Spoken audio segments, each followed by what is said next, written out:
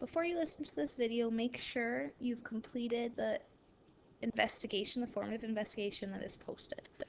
So today we're talking about finding a third way to calculate probabilities. So currently we know about tree diagrams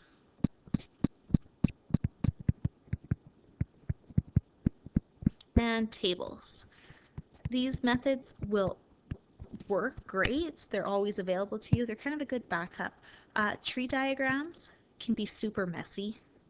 They're hard to keep organized. As well as I've written here, they're time consuming. Tables only work for 2 events.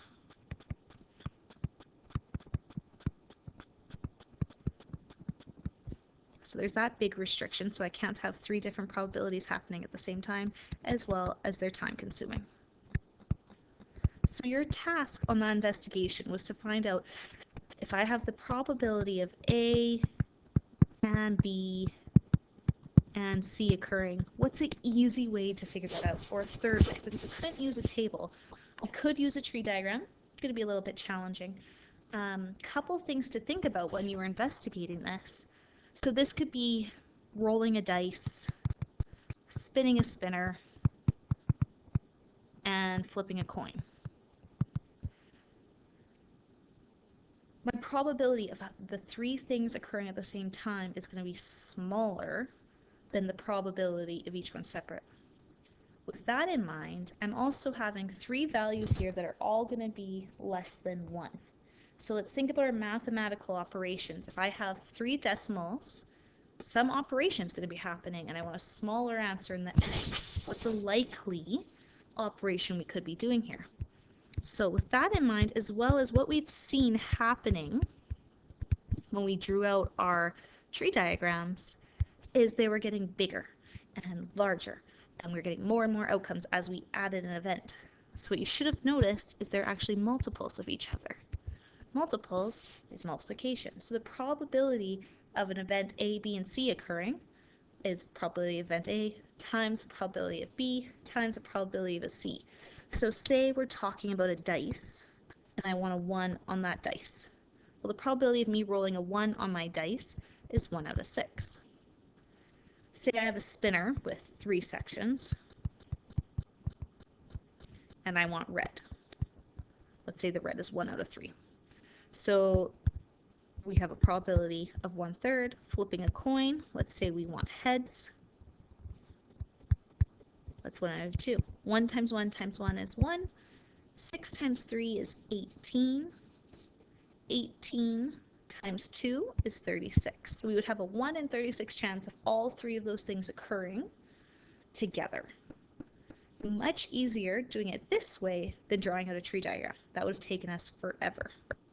So if we turn the page, I have a couple of examples here that I want to go through.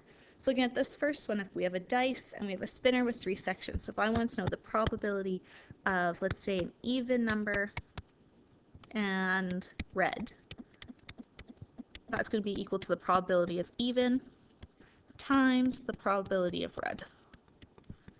Even is 3 out of 6, right? We have 2, 4, and 6 are all even numbers. There is 1 red section out of 3 total sections. You could reduce now, or you could reduce later, or you might remember my handy dandy trick that those 3's would cancel out. I'm going to go through it the long way just in case. So 3 times 1 is 3. 6 times 3 is 18. 3 goes into both of those. 3 divided by 3 is 1.